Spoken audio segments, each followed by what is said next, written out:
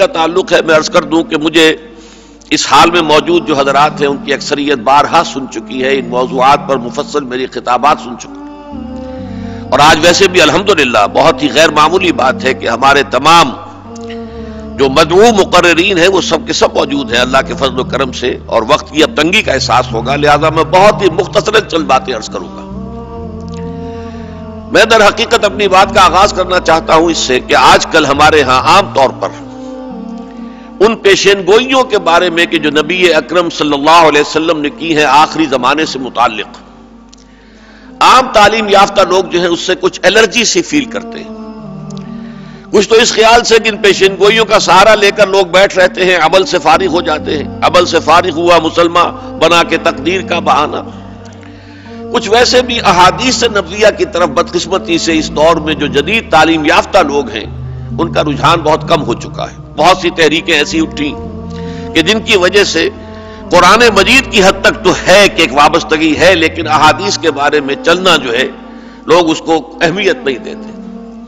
بہرحال میں اس سلسلے میں عرض کروں گا کہ سب سے بڑی پیشین گوئی جو قرآن مجید نے کی ہے اور اس کے ہر صفحے پر درج ہے، وہ بھی پیشین گوئی ہے کہ قیامت واقع ہوگی۔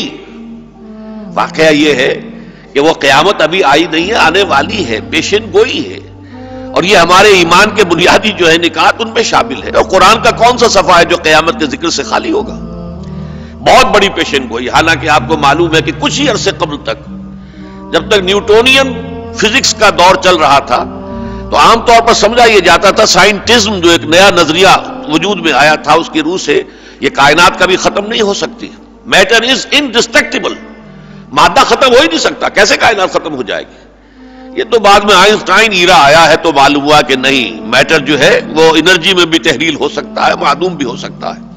تو اب تو پھر بھی سائنس کی دنیا میں قیامت کے لیے کچھ نہ کچھ آثار موجود ہیں کہ ہوگی، جیسے یہ پھول جھڑی کی طرح کائنات پھیلی ہے ایسے ہی سکڑ کر پھر ایک نقطے پر آ بھی سکتی ہے۔ لیکن یہ کہ قرآن مجید نے آج سے 1400 برس قبل جو پیشین گوئی کی تھی، قرآن نے کی تھی اور قیامت کی تھی، اس سے بڑی پیشین گوئی کوئی ممکن نہیں۔ پھر خود قرآن میں سورہ روم میں ایک تاریخی واقعے کی پیشین گوئی موجود ہے، الف لام میم غلبت الروم فی ادنی الارض وهم من بعد غلبهم سیغلبون فی بضع سنین۔ آپ کو معلوم ہے سیرت کا یہ اہم واقعہ ہے کہ 9 سال کے اندر اندر وہ پیشین گوئی پوری ہوئی۔ اسی طرح کا معاملہ پیشین گوئیوں کا ہے۔ تو میں صرف چند باتیں عرض کروں گا۔ آپ کو جو لفافہ دیا گیا ہے اس میں یہ ایک کتابچہ سا ہے چھوٹا سا، یہ ہے نوید خلافت۔ ہم نے ان پیشین گوئیوں کو عام کیا ہے مسلمانوں کے اندر تاکہ یہ جو مایوسی اور بددلی اور یہ جو عدم التفات ہے احادیث نبویہ کی طرف اس میں کسی درجے میں کمی واقع ہو جائے۔ حضور کی دی ہوئی خبر ہے وَهُوَ الصَّادِقُ الْمَصْدُوقُ کہ اس دنیا کے خاتمے سے قبل، قیامت کے آنے سے قبل کل روئے ارضی پر خلافت علی منہاج النبوت کا نظام قائم ہو کر رہے گا۔ یہ ایسے شد و مت کے ساتھ حضور نے خبر دی ہے، ایسے شد و مت کے ساتھ کہ میرے نزدیک جو شخص اس معاملے میں شک کرے اسے گویا کہ حضور کی رسالت اور نبوت میں شک ہے۔ چنانچہ اس معاملے کے جہاں تک سورہ کبریٰ کا تعلق ہے وہ خود قرآن کریم میں موجود ہے۔ قرآن 3 دفعہ کہتا ہے کہ حضور کو بھیجا گیا ہے غلبہ دین کے لیے، هو الذی ارسل رسولہ بالہدی ودین الحق لیظہرہ علی الدین کلہ۔ ابھی سورہ فتح کی آیات کے حوالے سے بھی آپ یہ مضمون سن چکے ہیں۔ یہ مضمون سورہ توبہ میں بھی ہے، سورہ صف میں بھی ہے۔ حضور کا مقصد بعثت غلبہ دین۔ دوسرے 5 مرتبہ قرآن یہ کہتا ہے کہ حضور کے بعثت صرف عرب کے لیے نہیں، صرف اپنے زمانے کے لیے نہیں، بلکہ پوری نوع انسانی کے لیے۔ اس کے مختلف اسالیب ہیں 5 مقامات پر، لیکن سب سے مشہور مقام وَمَا أَرْسَلْنَاكَ إِلَّا كَافَّةً لِلنَّاسِ بَشِيرًا وَنَذِيرًا۔ اے محمد ہم نے نہیں بھیجا ہے آپ کو صلی اللہ علیہ وسلم مگر پوری نوع انسانی کے لیے بشیر و نذیر بنا کر۔ اس سورہ کبریٰ کو جوڑیے تو نتیجہ کیا برآمد ہوگا؟ حضور کا مقصد بعثت اس وقت پورا ہوگا جب کل عالم انسانیت پر اللہ کا دین غالب ہو جائے، ورنہ اس وقت تک آپ کا مقصد بعثت ہنوز شرمندہ تکمیل ہے، وقت فرصت ہے کہاں، کام ابھی باقی ہے، نور توحید کا اتمام ابھی باقی ہے۔ لیکن کیسے ممکن ہے کہ دنیا ختم ہو جائے اور حضور صلی اللہ علیہ وسلم کا مقصد بعثت جو ہے پایہ تکمیل کو نہ پہنچے؟ وہ لازماً ہو کر رہے گا۔ باقی اس میں آپ کو جو احادیث ملے گی میں صرف حوالہ دوں گا، آپ پڑھ سکتے ہیں، کتابچہ آپ کے پاس ہے، اس سے پہلے بھی ہم نے بہت تقسیم کیا ہے۔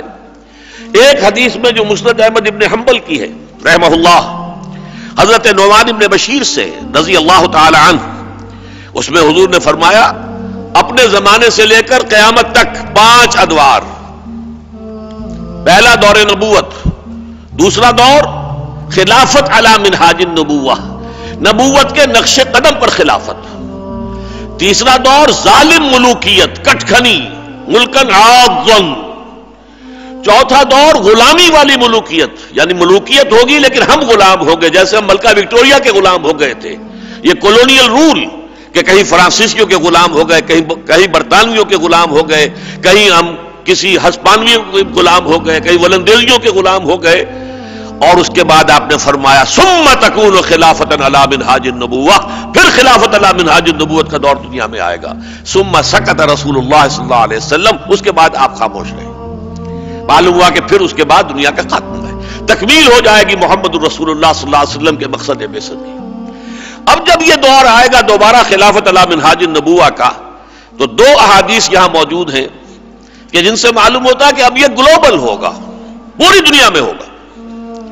مسلم شریف کی روایت، یکے الصحیحین، صحیح بخاری پھر صحیح مسلم، ٹاپ کے مجموعہ احادیث، ان میں حضرت ثوبان سے روایت ہے، صفحہ 5 پر موجود ہے آپ کے اس کتابچے میں، کہ حضور نے فرمایا، حضرت ثوبان کے روایت کے مطابق رضی اللہ تعالی عنہ، ان اللہ زوالی الارض، حضور نے فرمایا اللہ نے میرے لیے پوری زمین کو سکیڑ دیا، لپیٹ دیا، فرائے تو مشارقہا و مغاربہا، تو میں نے اس کے سارے مشرق دیکھ لیے، سارے مغرب دیکھ لیے، وَإِنَّ أُمَّتِي سَيَبْلُغُ مُلْكُهَا مَا زُوِّيَ لِي مِنْهَا، اور سن رکھو کہ میری امت کی حکومت ان تمام علاقوں پر قائم ہو کر رہے گی جو مجھے زمین کو سکیڑ کر دکھا دیے گئے۔ اس کے بعد بھی کوئی شک ہو تو میں سمجھتا ہوں کہ در حقیقت پر ایمان مشکوک ہے۔ دوسری حدیث حضرت مقداد ابن الاسود سے، وہ بھی موجود ہے آپ کی اسی 4 ورقے کے اندر، اور یہ مسند احمد ابن حنبل کی روایت ہے کہ حضور ارشاد فرماتے ہیں لا يبقى على ظهر الارض بيت وبر ولا مدر الا ادخله الله كلمة الاسلام، اس روئے ارضی پر کوئی گھر نہ اینٹ گارے کا بنا ہوا بچے گا، نہ ہی کوئی کمبلوں کا بنا ہوا خیمہ جس میں اللہ کلمہ اسلام کو داخل نہ کر دے۔ مسند احمد ابن حنبل کی حدیث ہے۔ تو یہ دور لازماً آئے گا، لازماً آئے گا، لازماً آئے گا، یہ شدنی ہے، قطعی ہے، یقینی ہے، اس میں کسی شک و شبہ کی گنجائش نہیں۔ البتہ یہ ہے کہ اس سے پہلے کے کچھ واقعات ہیں، اس سے پہلے ملاحم کا ایک دور ہے، جنگوں کا ایک دور ہے، مسلمانوں پر اللہ کے عذاب کے کچھ کوڑے برسنے ہیں، خاص طور پر عالم عرب پر، یہ احادیث سے معلوم ہوتا ہے۔ اور یہ کہ اس کے بعد پھر جو صورتحال تبدیل ہوگی تو وہ 2 شخصیتوں کے حوالے سے اس کے اندر ٹرن آئے گا، جس کو ہم کہیں گے کہ بالکل اباؤٹ ٹرن حالات ہو جائیں گے، جبکہ مسلمان مغلوب ہو چکے ہوں گے اور عالم اسلام سمٹ کر دارالاسلام مدینے کے قریب تک آ چکا ہوگا، باقی سارا عالم اسلام جو ہے وہ عیسائیوں کے قبضے میں آ چکا ہوگا، جو الملحمۃ العظمیٰ ہونے والا ہے، جس کی تیاریاں مغرب کر رہا ہے، جس کے لیے اثر نو یہ ناٹو کو دوبارہ جو ہے منظم کیا جا رہا ہے، یہ اس کی تیاریاں مغرب میں ہے پوری، بارہ میں اس کی تفصیل میں سر نہیں جا سکتا، لیکن یہ کہ اس کے بعد اللہ تعالیٰ کی رحمت جب جوش میں آئے گی تو ایک شخصیت کا ظہور ہوگا عرب میں، حضرت مہدی علیہ السلام علیہ۔ اب یہ کہ وہ شیعوں کے تصور کے مطابق ان کے 12ویں امام ہیں چھپے ہوئے، یا ہمارے تصور کے مطابق وہ ایک مجدد ہوں گے کہ جیسے اور مجددین پیدا ہوتے رہے ہر صدی میں، حضور نے فرمایا ان اللہ یبعث فی هذه الامه علی راس کل 100 عام من یجدد لها دینہا، اس کے مطابق مجدد ہوں گے، وہ مجدد جو ہیں عرب میں اسلامی حکومت قائم کریں گے۔ نمبر 2، جب پورا عالم کفر جو ہے اس چراغ کو بجھانے کے اوپر تل جائے گا تو اللہ تعالی حضرت مسیح کو دوبارہ بھیجیں گے زمین پر، اور ان کے ذریعے سے یہود کا خاتمہ ہوگا آخری، عیسائیت کا بحیثیت مذہب خاتمہ ہو جائے گا، یقتل الخنزیر ویکسر الصلیب، صلیب کو وہ توڑ دیں گے، خنزیر کو قتل کر دیں گے، عیسائیت ایک مذہب کی حیثیت سے ختم ہو جائے گی، اور پھر اسلام کا دور دورہ ہوگا۔ یہ 2 شخصیتیں ہیں، حضرت عیسیٰ ابن مریم ان کا نزول اور حضرت مہدی کا ظہور عرب میں۔ لیکن اس سے پہلے کی ایک بات میں آپ کو بتا دوں، ان دونوں کے لیے جو مدد جائے گی حضور نے فرمایا ہے وہ مشرق کے کسی ملک کی طرف سے فوجیں جائیں گی جو مدد کریں گی. عربوں کا حال جو کچھ ہمارے سامنے ہے بہت حد تک انہیں عیاشیوں نے دولت کی وجہ سے وہ کھوکھلے ہو چکے ہیں. حضرت مہدی کی حکومت کے لیے بھی یہ 3 حدیثیں ایک ہی صفحے پر درج ہیں اس کتابچے کے اندر، صفحہ 7 ہے غالباً. جی حضرت عبداللہ ابن حارث فرماتے ہیں اور یہ ابن ماجہ کی روایت ہے، قال قال رسول اللہ صلی اللہ علیہ وسلم یخرج الناس من المشرق فیوقعون للمہدی یعنی سلطانہ، یعنی مشرق کے کسی ملک کی طرف سے لوگ آئیں گے، فوجیں آئیں گی جو حضرت مہدی کی حکومت کو مستحکم کریں گی، قائم کریں گی. اس کے علاوہ یہ جو یروشلم ہمارے ہاتھوں سے نکل گیا ہے، دوسری حدیث ہے ترمذی شریف کی، عن ابی ہریرہ رضی اللہ عنہ قال قال رسول اللہ صلی اللہ علیہ وسلم یخرج من خراسان رایات سود لا فلا يردها شیء حتى تنصب بإیلیا. یہ ترمذی شریف کی روایت ہے. خراسان سے فوجیں چلیں گی سے عالم لے کر، ان کے رخ کو کوئی موڑ نہیں سکے گا یہاں تک کہ تیر کی طرح سیدھے جا کر ایلیا میں یروشلم میں ان کے جھنڈے نصب ہو جائیں گے. یہ فوجیں آئیں گی مشرق کے کسی علاقے کی طرف سے. یہ اچھی طرح نوٹ کر لیجئے. خراسان حضور کے زمانے کا خراسان بہت بڑا ملک تھا، خراسان بزرگ. موجودہ افغانستان اس کا ہارٹ ہے.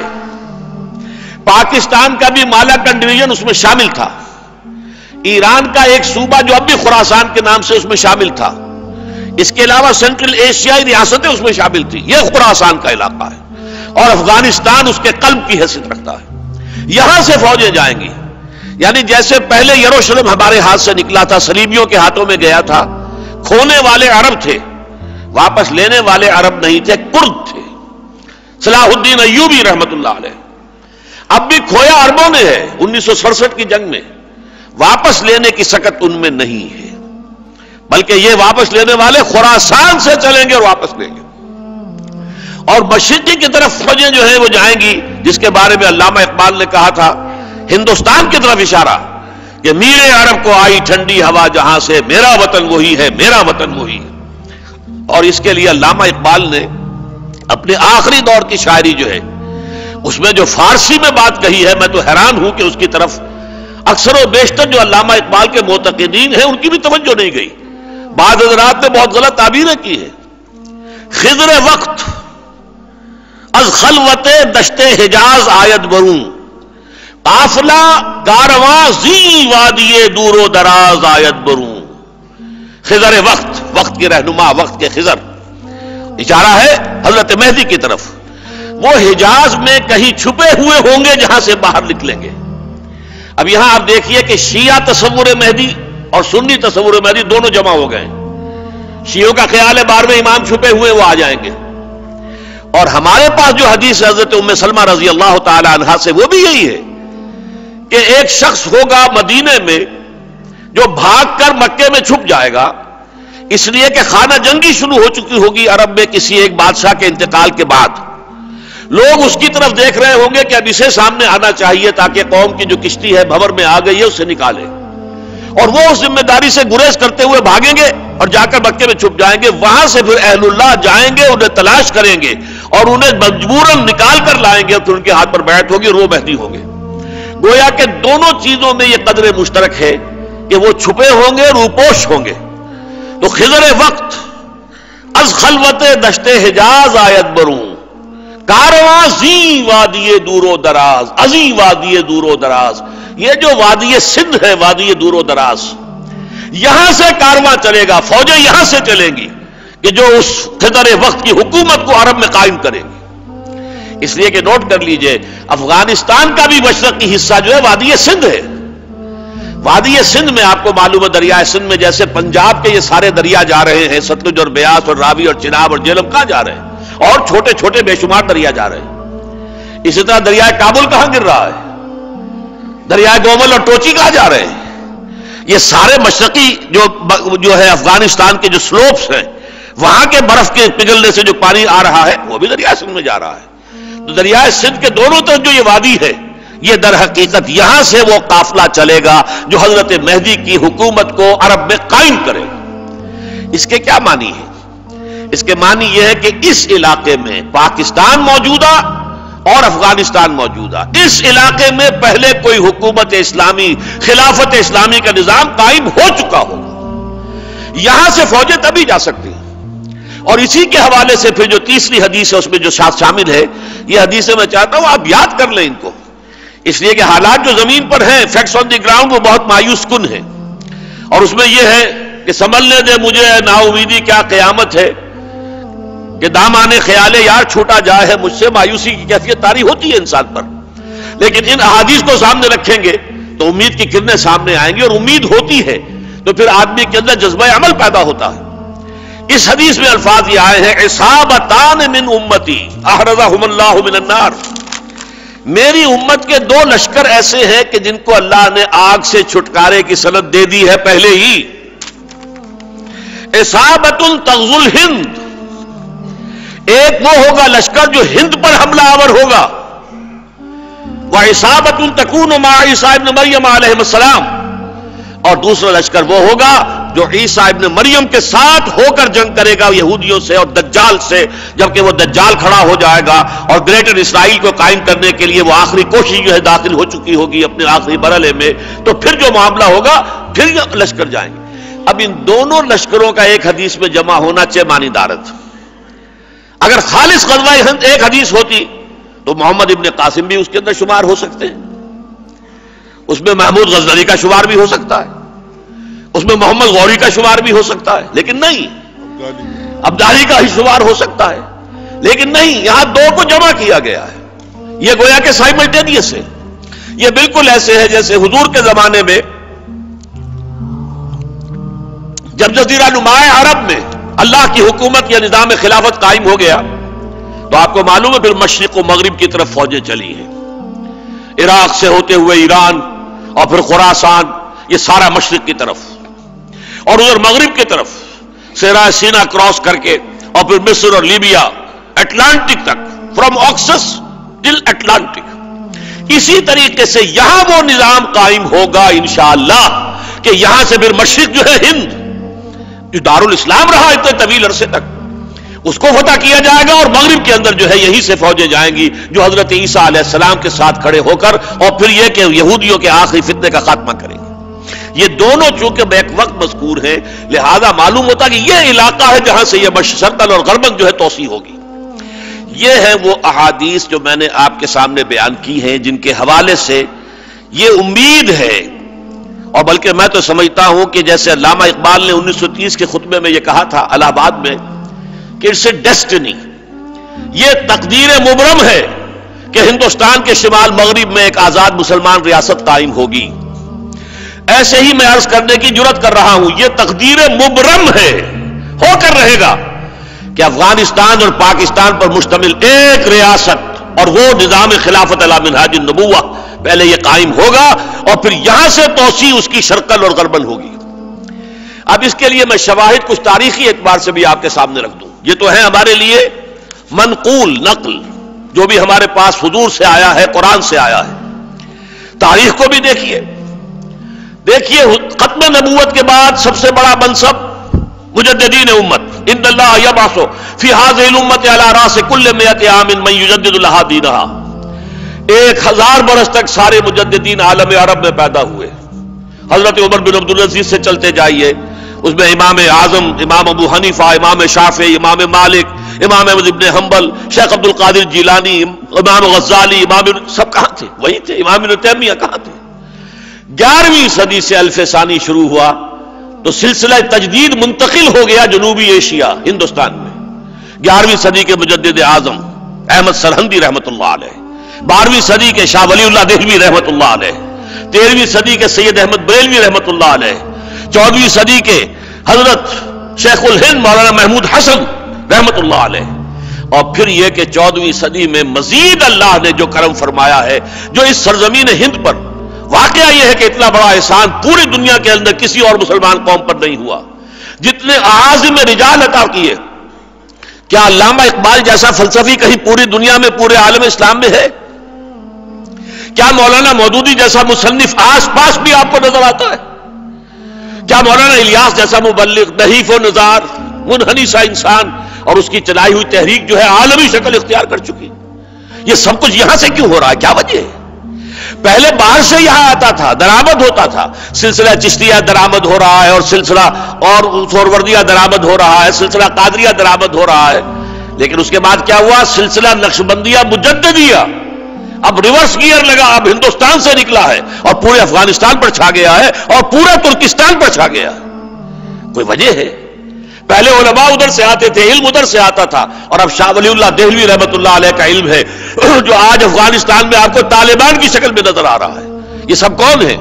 دارالعلوم دیوبند جو حضرت شاہ ولی اللہ دہلوی کے علم کا وارث بنا ہے، یہ اسی کی بیٹیاں ہیں جو دارالعلوم ہیں، جو بھی دیوبندی مدارس کہلاتے ہیں، ان سے فارغ و تحصیل ہے یہ لوگ۔ تو گویا اب ریورس گیئر یہاں سے۔ اس پر بہت بڑی گواہی دی ایک تو ڈاکٹر علی شریعتی، ایران کے بہت بڑے مفکر دانشور، اور ڈاکٹر مالک ابن نبی، عالم عرب کے بہت بڑے مفکر اور دانشور، دونوں نے کہا کہ اسلام کا spiritual and intellectual centre of gravity was shifted to the South Asia, اس لیے کہ مرکز جو ہے، مرکز ثقل، روحانی اعتبار سے، فکری اعتبار سے عالم اسلام کا مرکز ثقل جو ہے جنوبی ایشیا یعنی ہندوستان میں منتقل ہو گیا۔ پہلے کبھی وہ بغداد ہوتا تھا، پھر کبھی وہ اندلس ہوتا تھا، لیکن اس کے بعد وہ منتقل ہوا ہے ہندوستان میں۔ اور ظاہر بات ہے کہ ہندوستان کی بچت کھچت ہے جو ہم لے کر بیٹھے ہوئے ہیں پاکستان میں۔ پھر آپ کو معلوم ہے تحریک خلافت چلی صرف ہندوستان میں، حالانکہ مسئلہ اگر خلافت کا تھا تو پورے عالم اسلام کا تھا، اور کہیں تو کسی کو احساس بھی نہیں ہوا، کسی کے جوں تک نہیں رینگی عالم اسلام میں۔ اور یہاں پر یہ ہے کہ ایسے زور شور سے چلی ہے، بولی اماں محمد علی کی جان بیٹا خلافت میں دے دو، پورا ہندوستان گونج گیا، ہندوؤں کو شامل ہونا پڑا، گاندھی مہاتما اس میں شامل ہوا۔ اندازہ کیجئے آپ اس کے زور و شور کا، اس کی شدت و حدت کا۔ پھر یہ کہ تمام جو تھرڈ ورلڈ کے مسلمان ممالک ہیں، ایشیا کے ہو یا افریقہ کے ہو، سب نے آزادی حاصل کی، لیکن سب نے اپنی کسی لنگوسٹک یا ریشیل یا اور ایتھنک قسم کی جو ان کی عصبیتیں ہیں ان کی بنیاد پر تحریک چلائی، ملے نیشنلزم یا عرب نیشنلزم یا ٹرک نیشنلزم۔ ایک صرف پاکستان ہے جس کی تحریک چلی ہے اسلام کے نام پر۔ پاکستان کا مطلب کیا؟ لا الہ الا اللہ، اور معجزے کے طور پر پاکستان وجود میں آیا۔ پھر یہ ہے وہ واحد ملک جس کے دستور میں یہ لکھا ہوا ہے، یعنی خلافت کی شرط اول جو ہے وہ تو طے ہو چکی ہے آپ کے دستور میں، sovereignty belongs to him, not to us. We have no claim over sovereignty. We wash our hands off the claim of sovereignty. سروری زیبا فقط اس ذات بے ہمتا کو ہے، حکمراں ہے ایک وہی، باقی متعدد حاضری۔ سیاسی سطح پر شیطان کا سب سے بڑا جال انسانی حاکمیت، عوامی حاکمیت، اس کا توڑ ہم کر چکے ہیں نظری طور پر، اگرچہ عملی طور پر ابھی نہیں ہوا ہے۔ اسی طریقے سے شیطنت کا سب سے بڑا جال معاشی میدان میں سود کا نظام، بینکنگ کا نظام، اس کے خلاف بھی ہمارے ہاں فیصلہ ہو چکا ہے کہ یہ حرام ہے۔ لہذا یہ سارے شواہد ہیں، یہ شواہد جو ہے اسی لیے کنسنسس اب ہو گیا ہے عالم اسلام میں، جہاں جہاں تحریکیں چل رہی ہیں اب یہ سمجھا جا رہا ہے کہ اگر کوئی واقعتاً اسلام کے احیاء کا اور نظام خلافت کے قیام کا کوئی امکان ہے تو وہ پاکستان ہی میں ہے اور کہیں نہیں ہے۔ یہاں ہمیں یہ حق حاصل ہے، ہم اس میدان میں بیٹھ کر بات کر رہے ہیں ہم، لیکن کہیں جا کے سعودی عرب میں آپ خلافت کی بات کر کے دیکھیے۔ میں نے صرف یہ جرم کیا تھا کہ حزب التحریر کی کانفرنس ہوئی تھی لندن میں، اور میں وہاں چلا گیا، جا کے تقریر کر دی، تو وہاں اس کا نتیجہ کیا نکلا کہ واپسی پر دبئی میں میرا ویزا ایشو ہو چکا تھا، کینسل کر دیا گیا، مجھے ایئرپورٹ سے بھیج دیا گیا۔ خلافت کی بات کرتے ہو، خلافت کانفرنس میں جاتے ہو۔ یہ حال ہے اکثر مسلمان ملکوں کا۔ پاکستان میں آپ کو آزادیاں حاصل ہیں، اگر ہم پھر بھی نہیں کرتے تو مجرم ہم ہیں۔ اگر اپنے دھندوں میں، اپنے کاروبار میں، اپنے پروفیشنز میں، اپنے ہی تمام مشغولات جو ہے اس کے اندر لگے رہیں اور اس کے لیے کمر ہمت نہ کسے تو مجرم ہم ہیں۔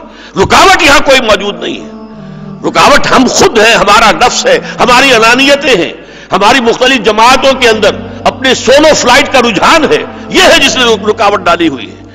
بہرحال میں یہ بات بھی عرض کر دوں کہ اصل میں پاور پالیٹکس میں داخل ہو جانا ہمارا یہ سب سے بڑی غلطی تھی۔ بطالبہ ایجیٹیشن اسلام کے نفاذ کے لیے، یہ راستہ تھا جو ہمیں اختیار کرنا چاہیے تھا، غلطی ہوئی ہے۔ کاش کہ اللہ تعالیٰ اب بھی ہمیں اس موضوع پر مجھے گفتگو آخر میں کرنی ہے، آج رات کو انشاءاللہ آخری گفتگو ہوگی۔ اس وقت میں نے صرف یہ نوید خلافت جو ہے آپ کے سامنے بزبان نبوت علی صاحب الصلاۃ والسلام آپ کے سامنے پیش کی ہے، تاکہ ہمارے دلوں کے اندر یہ روشنی پیدا ہو جائے کہ یہ نظام آئے گا، اور انشاءاللہ اس کا نقطہ آغاز یہی ارض پاکستان و افغانستان ہوں گے۔ اقول قولی ھذا واستغفر اللہ لی ولکم ولسائر المسلمین والمسلمات۔ جزاک اللہ، مرحبا۔